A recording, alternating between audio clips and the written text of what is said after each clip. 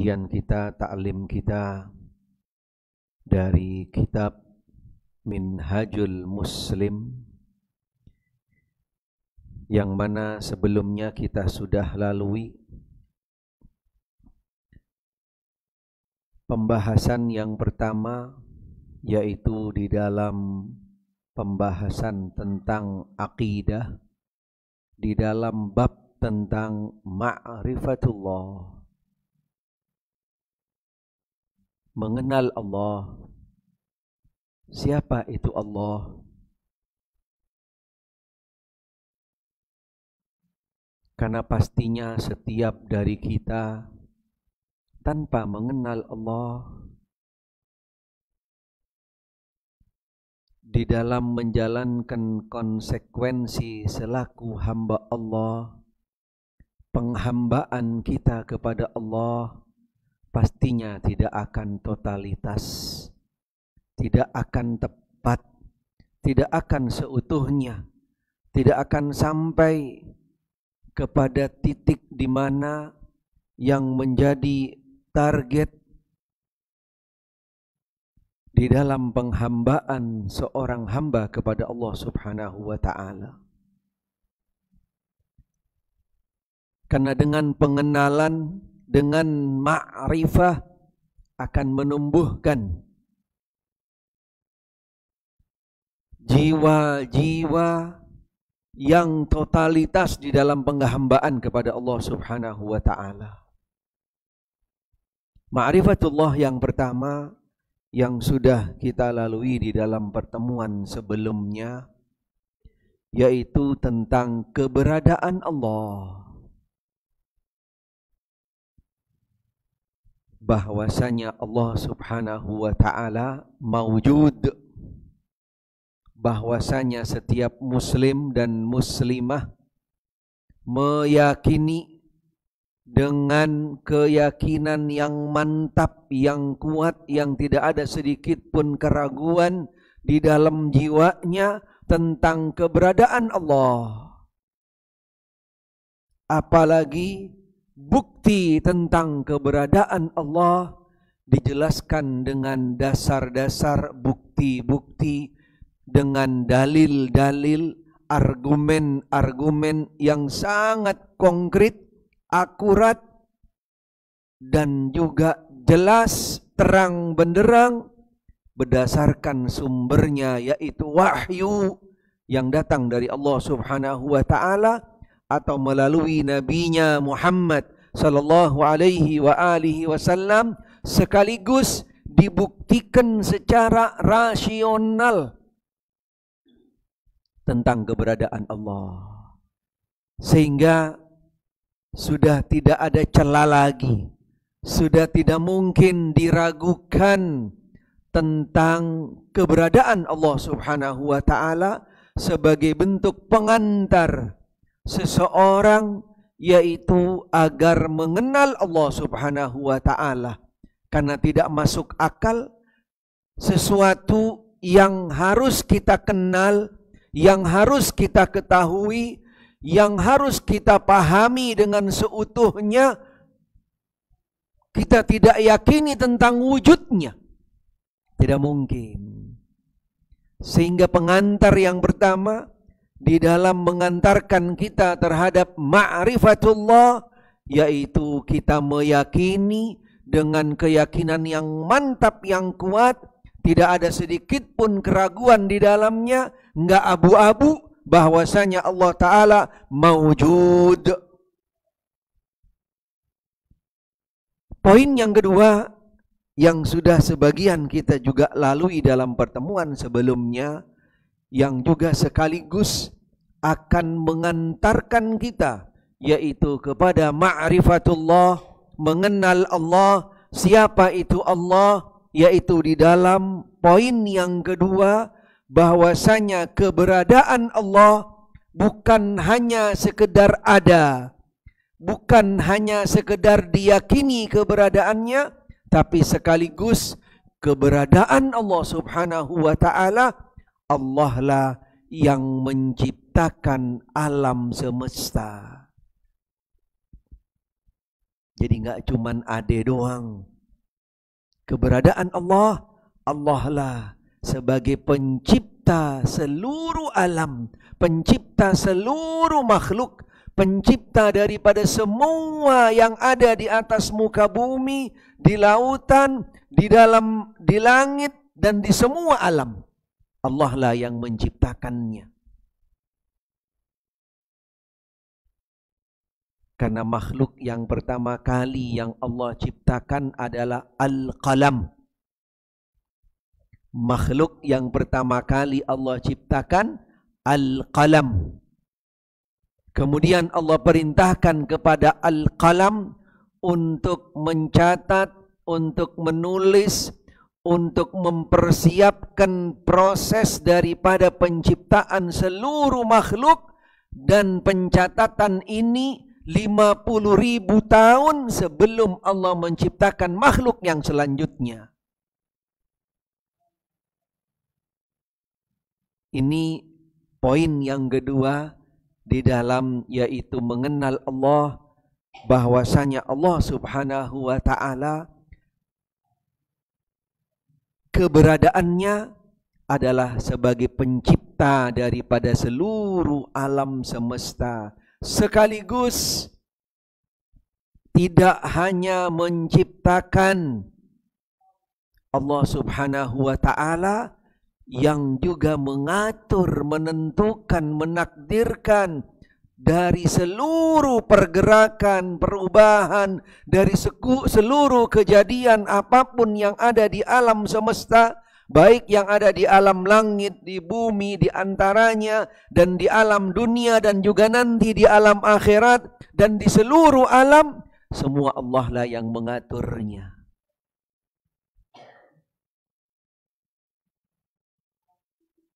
Yang sekaligus di dalam penciptaan dan pengaturannya membuktikan bahwasanya Allah lah yang memiliki daripada seluruh alam semesta. Pengenalan Allah setelah yaitu mengenal tentang keberadaannya, yang kedua yaitu mengenal Allah dengan namanya Allah Subhanahu wa ta'ala sebagai Rabb. Sehingga dijelaskan oleh para ulama, pengenalan yang kedua setelah pengenalan terhadap yaitu keberadaan Allah, mengenal Allah sebagai rububiyah. Yang makna rububiyah di sini diartikan yaitu dengan arti-arti yang tadi diantaranya Allah yang menciptakan, Allah yang mengatur, dan sekaligus Allah yang memiliki daripada seluruh alam semesta. Jadi ma'rifatullah yang pertama biwujudihi, dengan keberadaan Allah, ma'rifatullah birububiyatihi.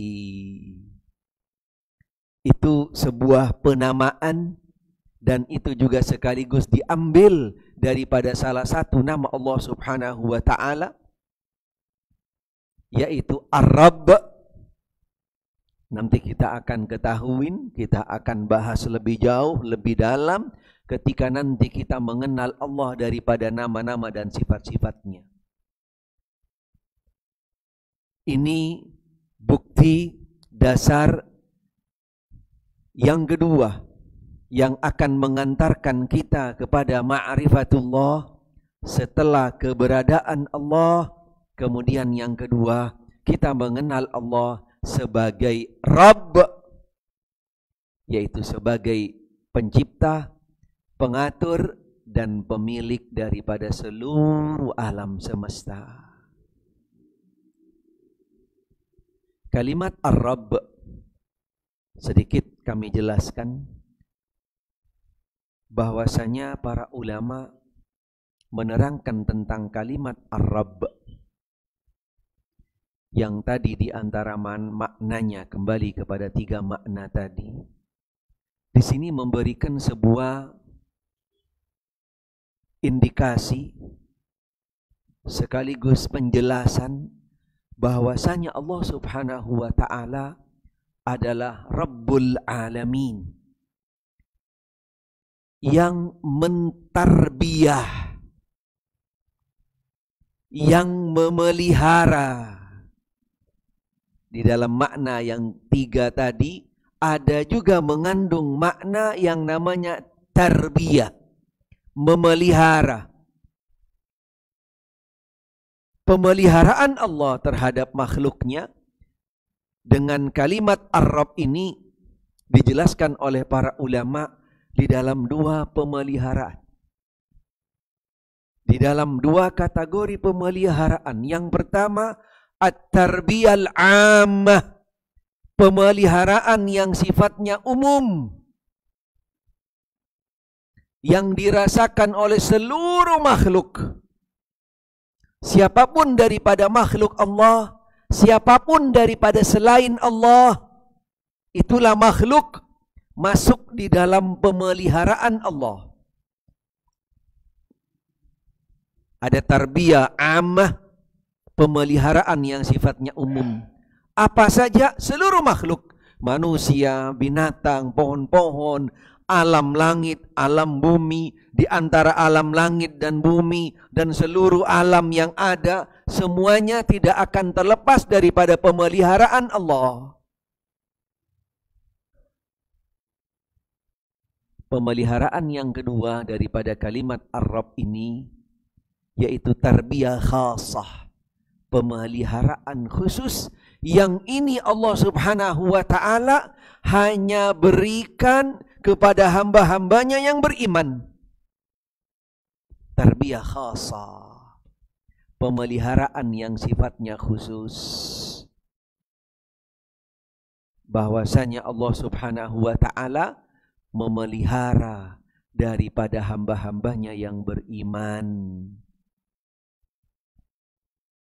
Dari pemeliharaan yang sifatnya umum, Allah Ta'ala berikan kepada seluruh makhluknya yang namanya nikmat-nikmat, karunia-karunia, penjagaan-penjagaan, perlindungan, pengaturan, dan seterusnya.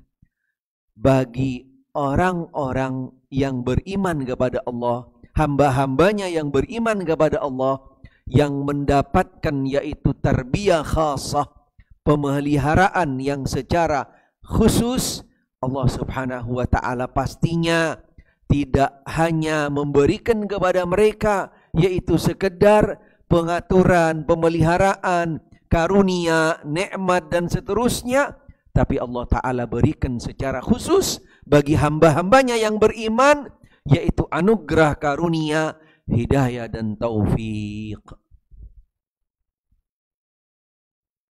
Karena ini hanya Allah berikan kepada hamba-hambanya yang beriman. Dan ini bentuk pemeliharaan Allah, penjagaan Allah, perlindungan Allah kepada hamba-hambanya yang beriman. Sehingga kita bisa beraktivitas di dalam ketaatan kepada Allah.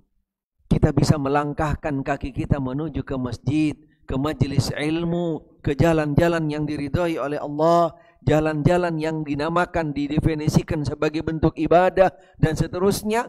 Semuanya adalah bentuk penjagaan Allah, tarbiyah Allah kepada kita, agar bagaimana hamba-hambanya yang beriman selalu berada di dalam tarbiyah, naungan tarbiyah khasah yang datang dari Allah Subhanahu wa ta'ala. Nanti secara khusus kami juga akan jelaskan ketika nanti secara spesifik membahas tentang nama-nama dan sifat Allah Subhanahu wa ta'ala. Apa buktinya? Apa dalil-dalil yang menjelaskan bahwasanya Allah Subhanahu wa ta'ala dengan keberadaannya sekaligus Allah Subhanahu wa ta'ala adalah yang menciptakan, yang mengatur dan memiliki daripada seluruh alam semesta.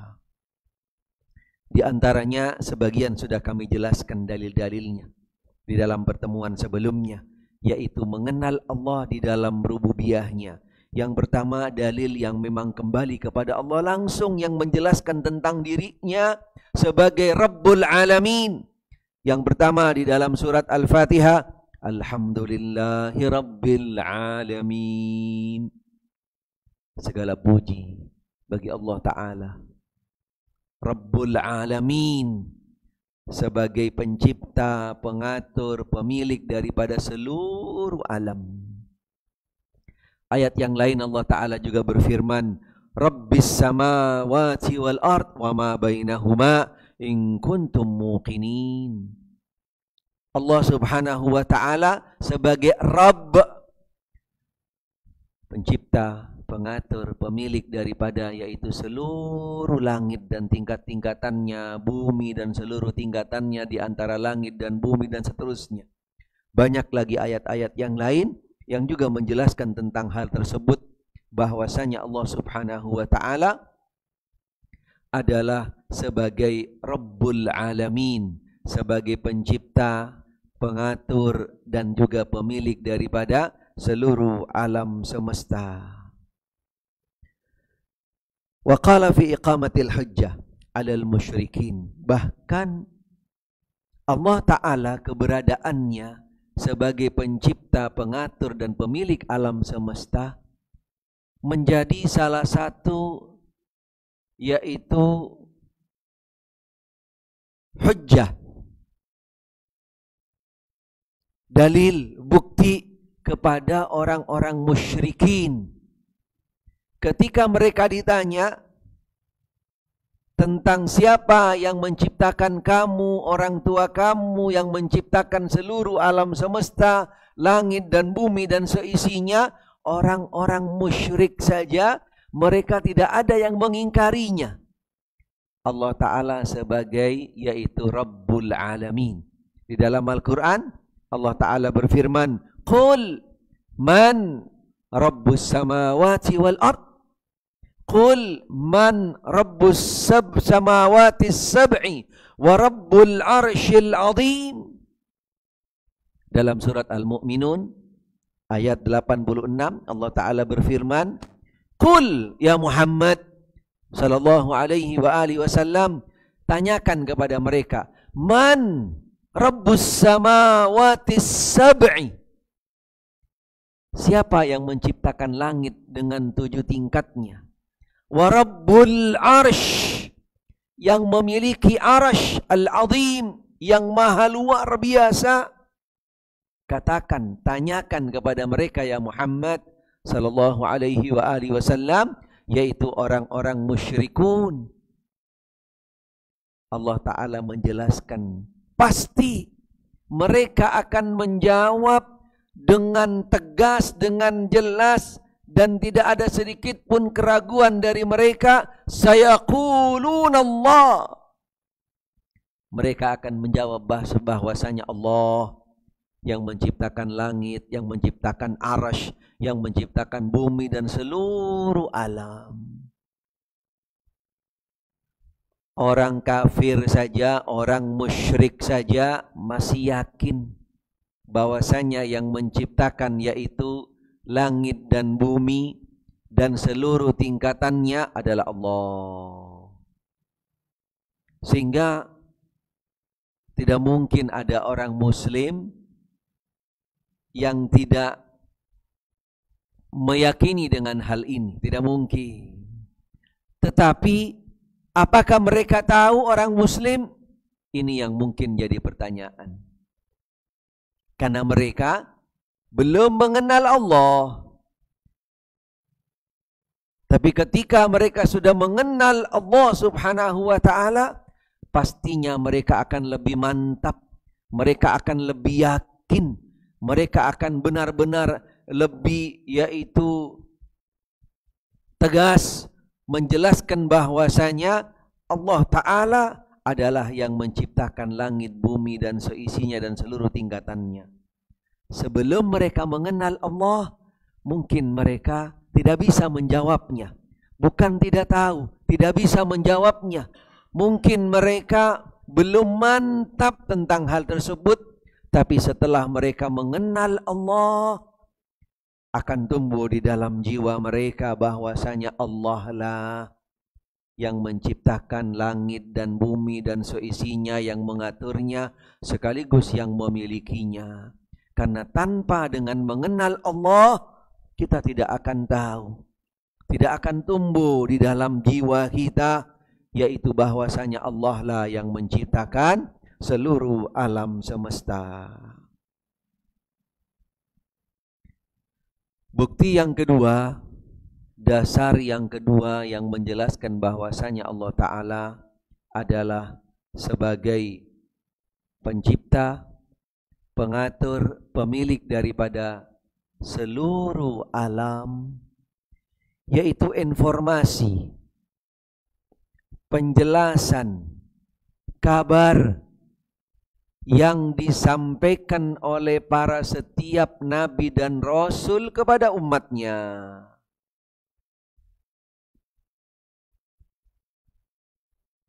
Sekaligus mereka juga mengikrarkan tentang hal tersebut, yaitu informasi, kabar, dan juga yaitu ikrar yang datang dari para setiap nabi dan rasul tentang rububiyahnya Allah, yaitu tentang Allah Ta'ala sebagai pencipta, pengatur daripada alam semesta. Ayat-ayat yang menjelaskan tentang hal ini sangat banyak di dalam Al-Quran, yang disampaikan oleh para nabi dan rasul sejak daripada nabi yang pertama, Nabi Adam alaihissalam, yang sekaligus Adam berikrar bahwasanya Allah lah sebagai Rabb kita, sebagai Rabbul Alamin, sebagai pencipta, pengatur, pemilik seluruh alam semesta. Di dalam salah satu doanya, Nabi Adam alaihissalam ketika berdoa, ketika minta ampun kepada Allah, Rabbana, kalimatnya pakai Rabbana, wahai Rabb kami, wahai pencipta seluruh alam, pengatur dan pemiliknya, Rabbana. Menunjukkan bahwasanya kita semua, siapapun yang ada selain Allah adalah ciptaan Allah. Nabi Adam berdoa sekaligus sebagai bukti ikrar bahwasanya dirinya adalah ciptaan Allah. Rabbana zalamna anfusana wa illam taghfir lana wa tarhamna lanakunanna minal khasirin. Isinya adalah ikrar, penghambaan, sekaligus doa, minta ampun kepada yang menciptakan kita. Karena kita, yaitu Adam alaihissalam khususnya di dalam doa ini, beliau merasa bersalah dan berdosa kepada Rabb-Nya. Minta ampun kepada Allah subhanahu wa ta'ala, yaitu di dalam doanya menyatakan ikrarnya, penghambaannya kepada Allah, membuktikan bahwasanya Allah adalah sebagai Rabb-Nya. Yang kedua, ayat yang lain yang juga disampaikan oleh salah seorang nabi sekaligus rasul yang pertama, nabi dan sekaligus rasul yang pertama. Siapa mas? Nah, nabi dan rasul yang pertama adalah Nabi Nuh alaihissalam. Apa yang dikatakan oleh Nabi Nuh di dalam Al-Quranul Karim, di dalam surat Nuh ayat 21? Rabbi,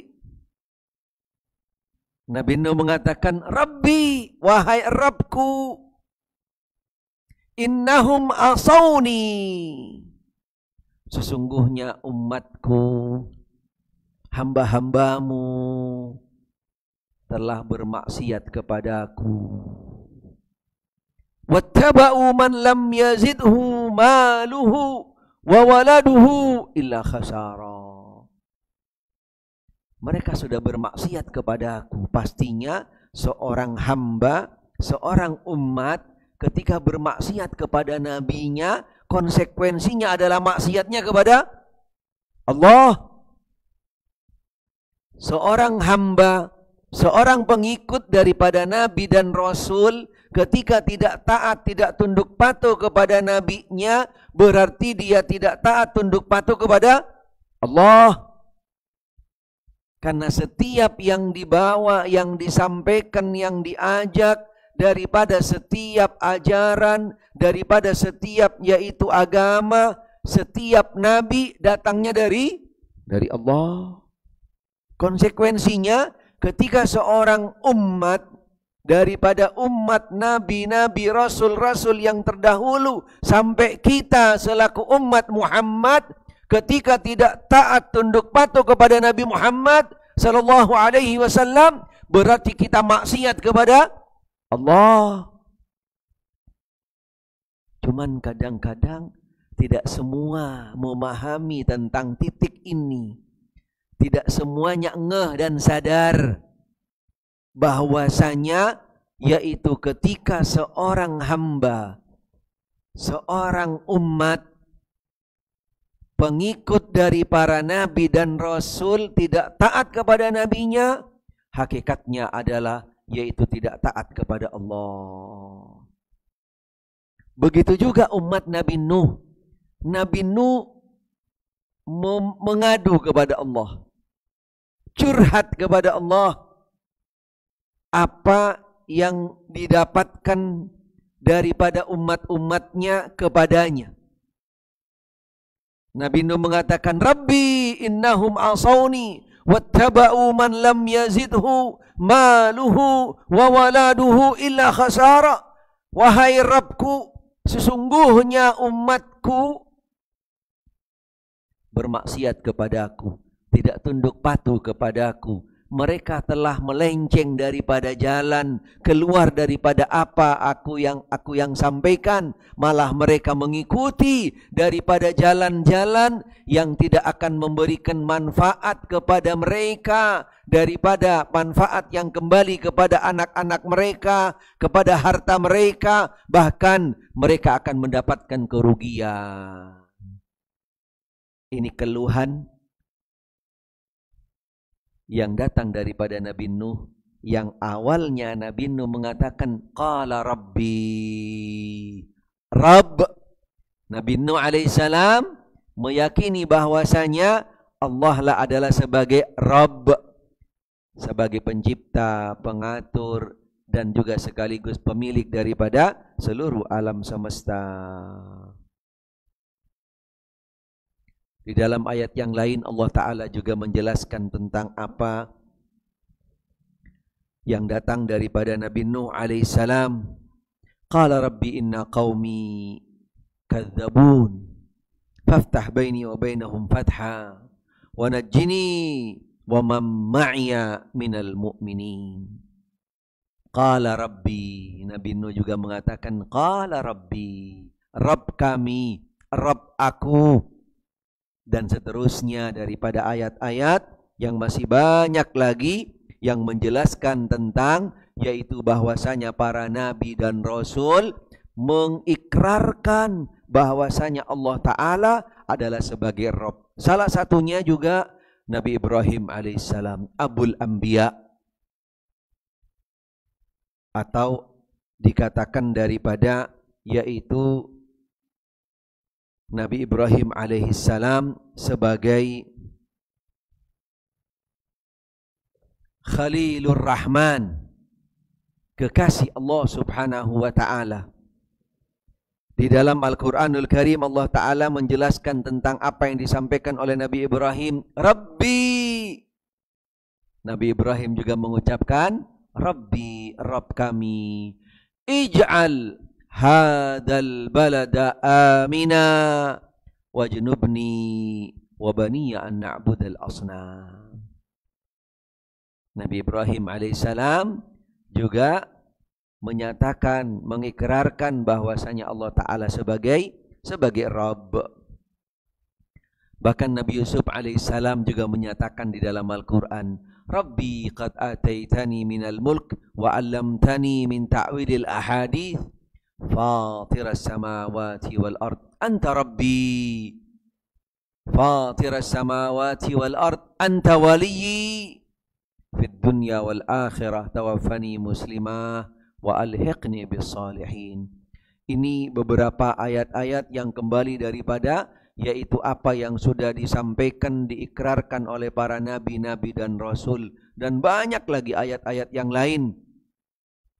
Baik yang kembali kepada Nabi Harun, Nabi Zakaria, dan juga yaitu dari doanya Nabi Zakaria alaihi salam dan juga Nabi Isa alaihi salam, serta juga daripada beberapa nabi-nabi yang lain, termasuk Nabi kita Muhammad sallallahu alaihi wa alihi wasallam. Di dalam salah satu doanya beliau mengatakan, la ilaha illallah al-azimil halim, la ilaha illallah rabbul arsyil azim.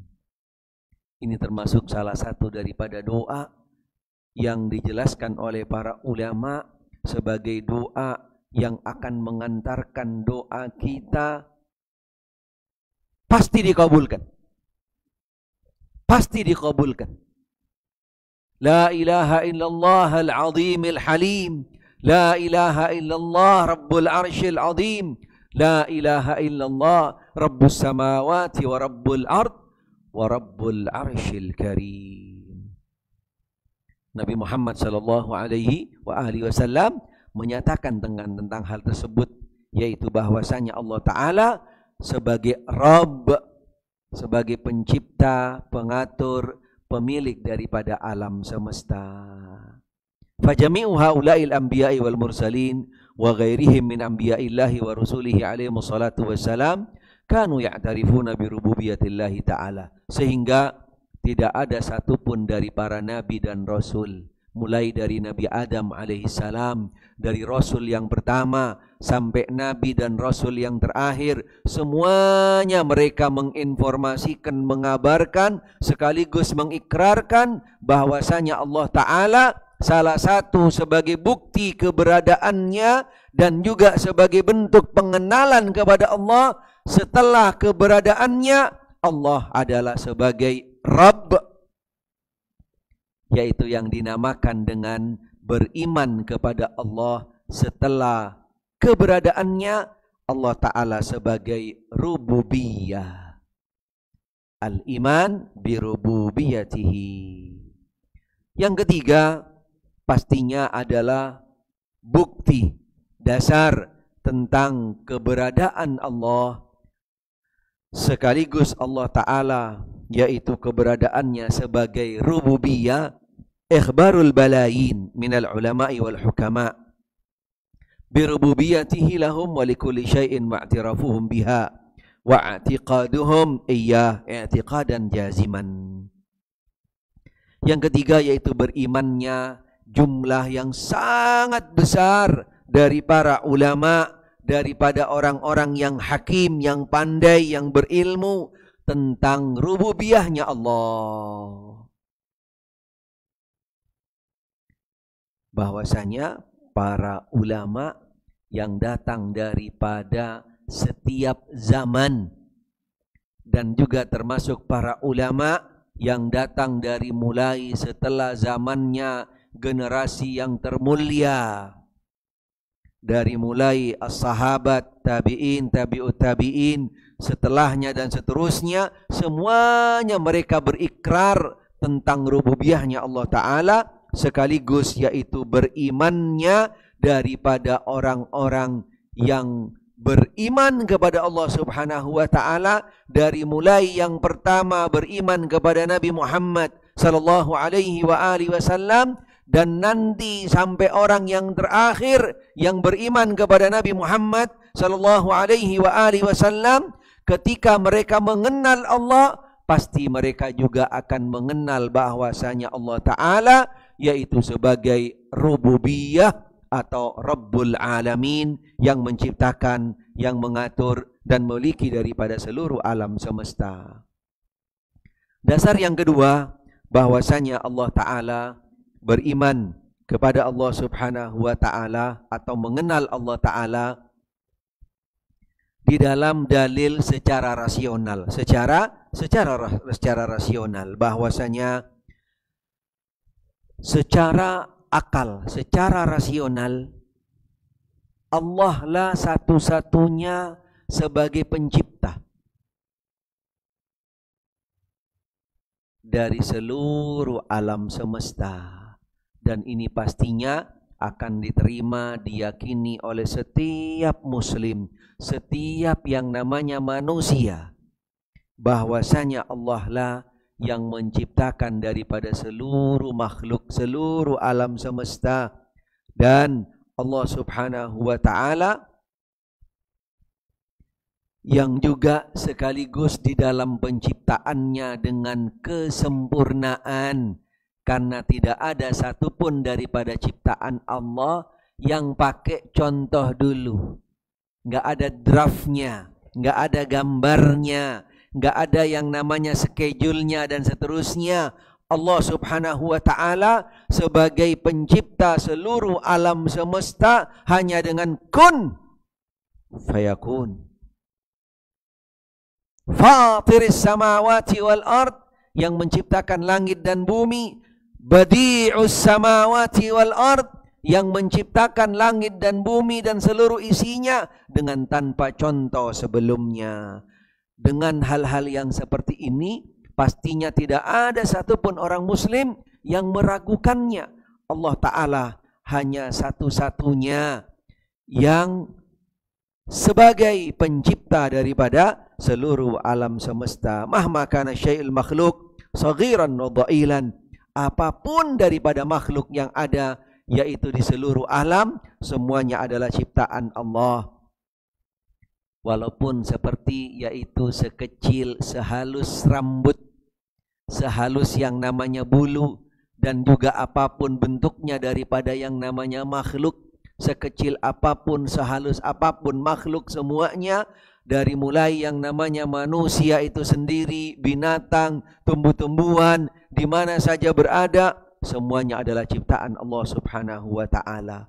Baik juga kembali kepada pohon-pohon, dari mulai daun-daunnya, dari semua yang ada di dalam pohon tersebut, semuanya adalah ciptaan Allah subhanahu wa ta'ala.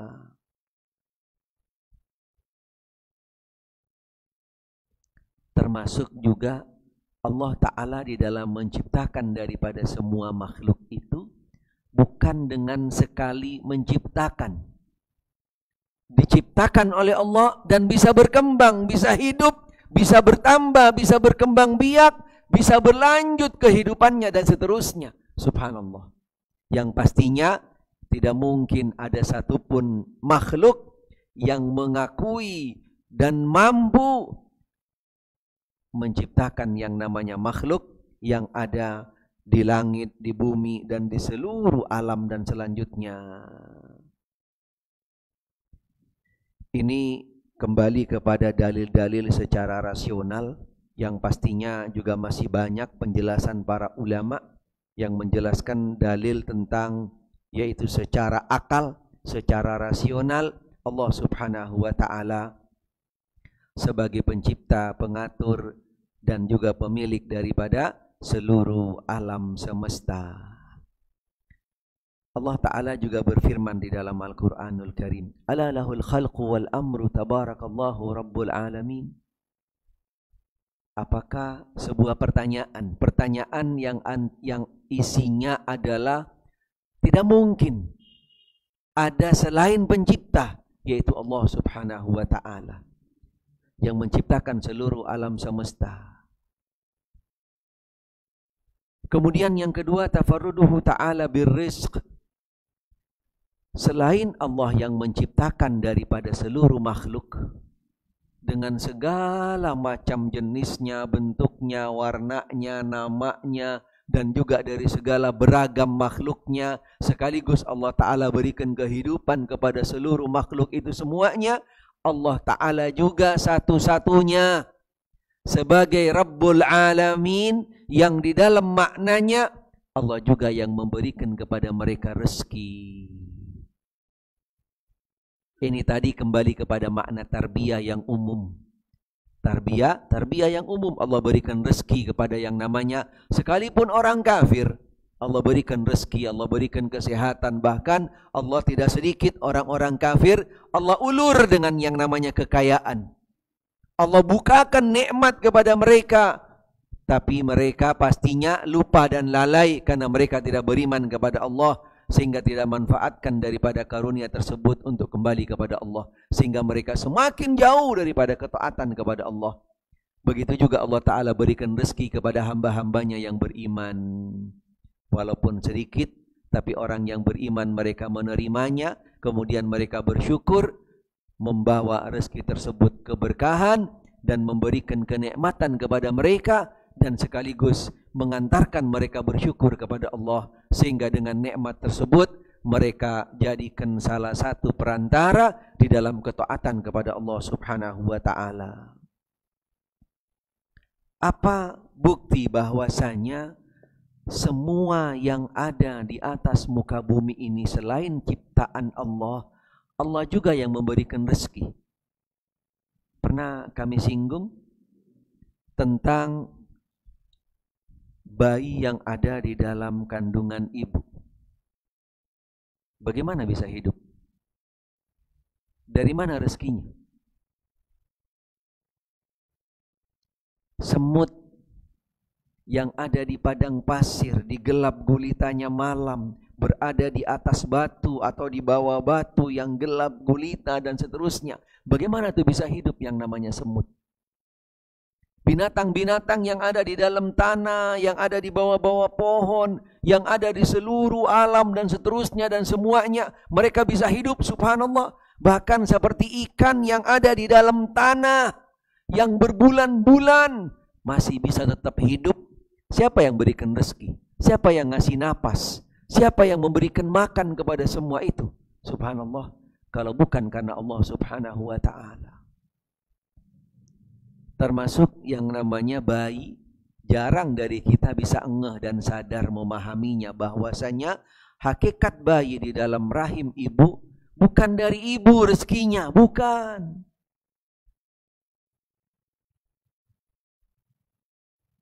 Wajib setiap dari kita meyakininya dengan sepenuhnya. Tidak ada sedikit pun keraguan bahwasanya bayi yang ada dalam rahim ibu rezekinya dari Allah, bukan dari ibunya. Tidak mungkin. Karena banyak beberapa para ibu-ibu yang hamil, dan ini bisa ditanyakan kepada mereka, ketika di dalam masa yang namanya kehamilan, ada yang mereka salah satu bentuk ngidamnya itu nggak bisa makan, nggak bisa minum. Ada nggak? Banyak. Bahkan berbulan-bulan bed rest. Subhanallah. Mungkin pernah kami ceritakan, ada salah satu ibu, salah satu keluarga yang kami kenal, dia punya anak 10. Setiap dia hamil, subhanallah, selalu ngidamnya aneh. Dalam artian nggak bisa ngapa-ngapain, nggak bisa makan, nggak bisa minum. Dan sukanya maunya di puskesmas atau di klinik, tiduran di sana, nggak mau di rumah, nggak betah. Bayangkan. Yang lebih aneh lagi, nggak suka makan dan minum. Yang diminum cuman cuka sama cabai. Bayangin. Itu dokter semua pada bengong. Ibu dikasih makanan enak kagak mau, milihnya cuka. Subhanallah. Kalau di dalam ukuran akal kita, bahkan dokter sekalipun, itu yang diminum cuka walaupun nggak sebotol sekaligus, tapi sukanya minum dikit, cuka lagi. Nggak makan dan nggak minum apa-apa, cuka lagi diminum. Kadang cabai digaduh, subhanallah. Apa yang terjadi? Kira-kira gimana bayinya? Bermasalah enggak? Kalau menurut akal kita kan, masya Allah, ya minimal ibunya lah gitu kan, diare gitu kan, bayinya keluarnya kurus. Semua anaknya keluar 4 kilo lebih. Dari mana tuh makanan? Siapa yang ngasih makan tuh bayi? Dari ibunya? Dari infus? Nggak ada. Allah yang memberikan makan. Allah yang memberikan rezeki. Karena di dalam rahim ibu, setiap bayi, Allah Ta'ala sudah persiapkan makanan khusus. Yang ini jelas dibuktikan oleh medis ternyata.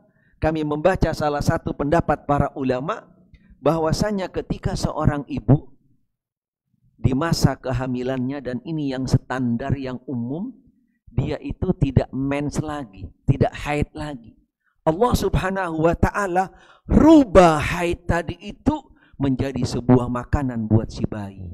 Nggak butuh sama ibunya, nggak butuh dengan manusia lain. Allah yang sudah mempersiapkan makanan buat si bayi. Selama di dalam kehamilan, bayi itu tidak pernah kekurangan makan. Bisa makan, bisa bergerak, bisa nendang, bisa muter-muter, bisa bernafas. Nggak tanggung-tanggung, 9 bulan lebih. Kalau kita masuk karung 3 menit aja, kuat nggak kira-kira? Subhanallah, tidak mampu. Tapi di sanalah terbukti bagaimana kekuasaan Allah, pengaturan Allah, penjagaan Allah, pemberian rezeki yang datang dari Allah, bukan daripada manusia. Kekuatan yang tidak bisa diterima oleh akal manusia, nalar, talar, dan seterusnya. Bahkan dokter pun tidak tahu, tidak mungkin memahami tentang hakikat yang ada di dalam rahim seorang ibu. Karena itu ilmunya hanya kembali kepada Allah. Dokter pun juga tahu, yang pertama pakai alat, dan yang kedua prediksi atau kira-kira, bukan dengan ilmu pasti.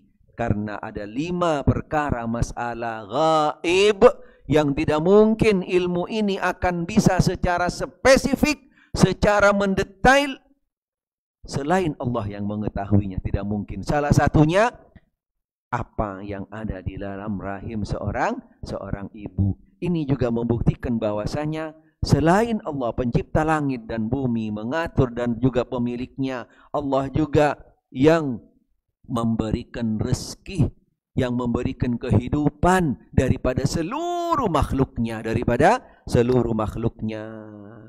Yang terakhir, syahadatul fitrah al-bashariyah salimah bi rububiyyah ta'ala wa iqraruha as-sarikh bidzalika fa inna kullu insanin lam tafsud fitratuhu yash'ur fi qarati nafsihi bi annahu dha'ifun ajizun amama sultani ghaniyun qawi. Siapapun daripada kita yang namanya manusia, tidak ada yang merasa dirinya adalah punya kekuatan, kemampuan, ilmu dan segalanya di hadapan Rabbul Alamin.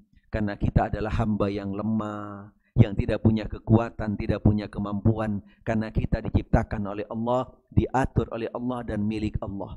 Siapapun daripada kita tidak akan keluar daripada yaitu pengaturan Allah Subhanahu wa Ta'ala. Sehingga tidak mungkin ada manusia, ada yang namanya ciptaan Allah, dia itu merasa lebih daripada sang pencipta. Wallahu a'lam.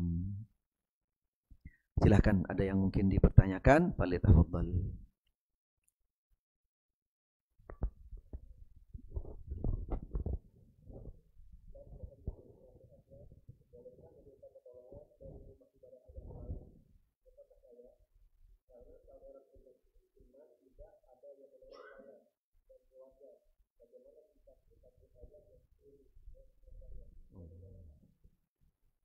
Mu'allaf itu.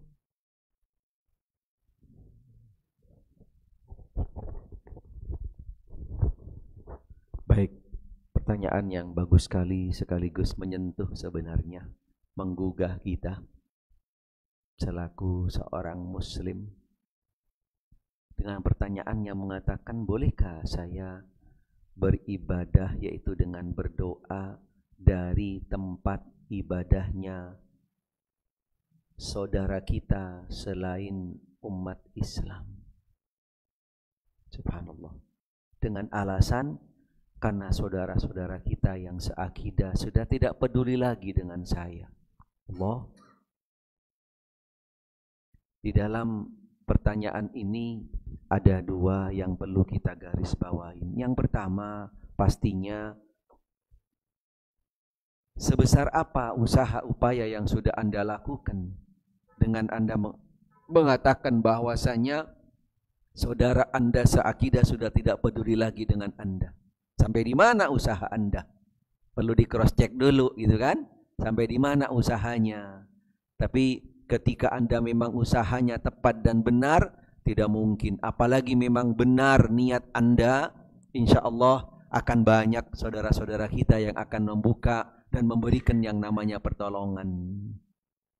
Yang kedua, pastinya langkah dengan mengambil cara atau langkah dengan berdoa di tempat ibadah orang kafir pastinya tidak tepat. Pastinya tidak tepat.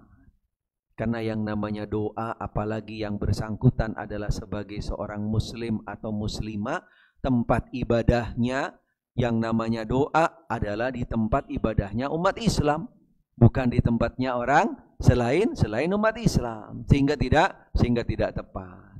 Mungkin perlu coba yaitu ditingkatkan kembali tentang keislaman Anda, perlu ditingkatkan kembali ilmu Anda di dalam belajar, mengenal dan memahami tentang Islam dan umat Islam, yang juga sekaligus yang nantinya akan mengantarkan Anda di dalam tepat, di dalam beribadah, termasuk di dalam berdoa minta kepada Allah Subhanahu wa taala. Wallahu a'lam. Assalamualaikum warahmatullahi wabarakatuh, Ustaz. Iya. Jika kita mengalami suatu ketidakadilan dalam hidup kita, apakah ini ciptaan Allah yang harus kita terima saja? Barakallahu fiik.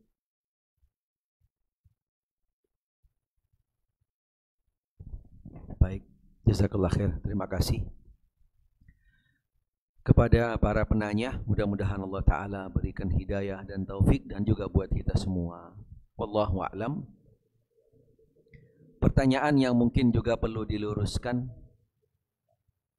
kita jangan terlalu buru-buru mengeklaim bahwasanya apa yang Allah sudah atur bagi kita adalah sebagai bentuk ketidakadilan. Belum tentu. Belum tentu. Karena Allah lah yang menciptakan dan mengatur kita, pastinya Allah yang lebih tahu dengan kita. Sehingga bagi setiap kita selaku hamba Allah, apa yang Allah sudah tentukan kepada kita, kita itu hendaknya mengembalikan segala sesuatunya kembali kepada Allah dengan penuh ridha, dengan penuh lapang dada, dan juga sekaligus bersyukur kepada Allah Subhanahu wa taala. Belum tentu yang Allah Ta'ala takdirkan kepada Anda yaitu adalah sesuatu yang pastinya tidak sesuai dengan Anda. Belum tentu yang Allah takdirkan kepada kita adalah lebih rendah, lebih kecil atau sedikit ketika Anda itu melihatnya ke atas, tapi ketika Anda melihatnya ke bawah, atau mungkin orang-orang yang berada di bawah Anda, pastinya Anda akan bersyukur. Jangan nilainya ke atas. Kok saya cuma dikasih motor doang? Karena Anda ngelihatnya kepada orang-orang yang Allah Ta'ala berikan rezekinya dapat mobil. Tapi lihat bagi mereka-mereka yang Allah cuma kasih gerobak doang. Bukan sepeda, dikasih gerobak doang. Keliling dengan kerjaan, dengan bekerja pakai gerobak dan seterusnya. Walaupun Anda diberi motor, tapi Anda bisa menerimanya dengan ridha, lapang dada dan bersyukur kepada Allah. Subhanallah. Itu adalah sebuah kenikmatan yang luar biasa.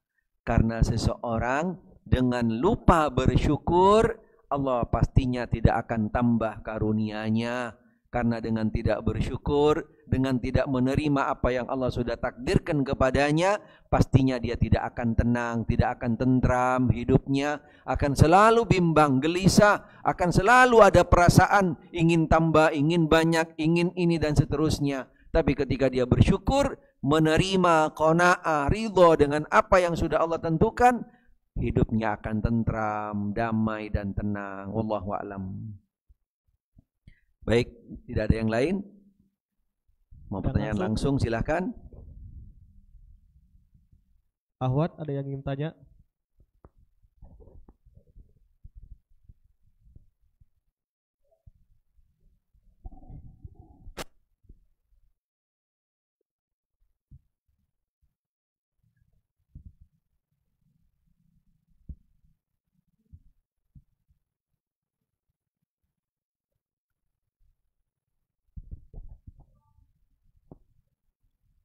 Silakan Ibu-ibu.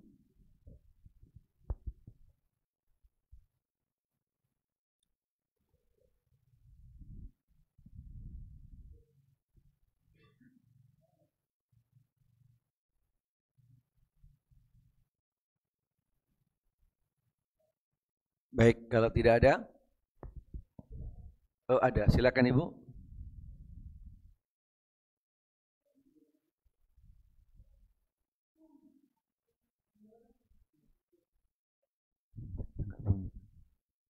Mungkin belum dinyalain mic-nya kali Ibu. Coba dinyalain pelan-pelan Ibu.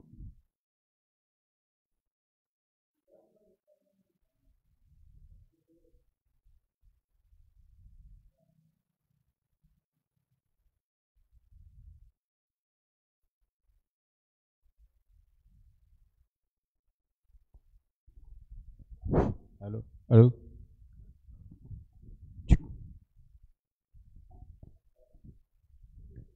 Bismillahirrahmanirrahim. Assalamualaikum warahmatullahi wabarakatuh, Ustaz. Ustaz, Allah itu kan maha mengetahui apa yang ada di dalam hati kita, Ustaz. Nah. Iya. Kemudian bagaimana dengan malaikat, Ustaz? Apakah malaikat itu juga mengetahui apa yang ada di dalam hati kita? Ketika malaikat melaporkan kepada Allah itu bentuknya itu apakah sampai pada niat kita atau hanya ramalan zahir aja? Bagaimana malaikat? Coba diulangin Ibu. Iya, malaikat itu sampai di mana mengetahui keadaan kita? Apakah sampai pada hati kita, sebagaimana Allah mengetahui hati kita, atau artinya sampai pada niat kita, keikhlasan kita, tingkat keikhlasan kita dan sebagainya itu, ataukah hanya pada zahirnya saja? Kemudian yang kedua, bagaimana terjadinya proses pemberian hidayah yang secara khusus atau secara langsung dari Allah kepada hati-hati orang yang beriman. Syukran, jazakumullah khair. Baik, nah. Terima kasih pertanyaannya. Mudah-mudahan Allah Ta'ala berikan hidayah dan taufik bagi penanya khususnya dan juga buat kita semua. Wallahu a'lam. Yang pertama pastinya yang mengetahui, yang punya ilmu, yang meliputi segala sesuatu di seluruh alam semesta dan juga yang kembali kepada setiap hambanya, makhluknya, ciptaannya hanyalah Allah. Karena ilmu yang satu-satunya yang maha luas, yang maha mengetahui yang awal, yang terakhir, yang lalu, yang akan datang, yang kecil, yang besar, yang mendetail, yang perinci dan seterusnya hanyalah Allah. Malaikat pastinya tidak punya ilmu tersebut karena malaikat adalah sebagai hamba Allah, sebagai ciptaan Allah, makhluk Allah. Malaikat ketika menjalankan apa yang kembali kepada makhluk, semuanya adalah ilmunya datangnya dari Allah, sebagai bentuk perintah datang dari Allah.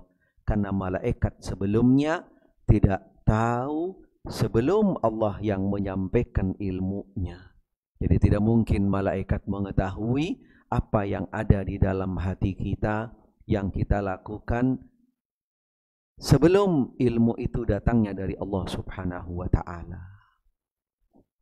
Yang kedua, hidayah yang datang dari Allah Subhanahu wa ta'ala pastinya dengan proses yang panjang, dengan jalur yang juga bermacam-macam, walaupun pada dasarnya setiap hamba Allah, siapapun mereka, mulai sejak berada di alam roh, mereka semua sudah mengikrarkan bahwasanya Allah adalah sebagai maha pencipta, maha pengatur, dan juga pemilik daripada seluruh alam semesta, yaitu sebagai Rabbul Alamin.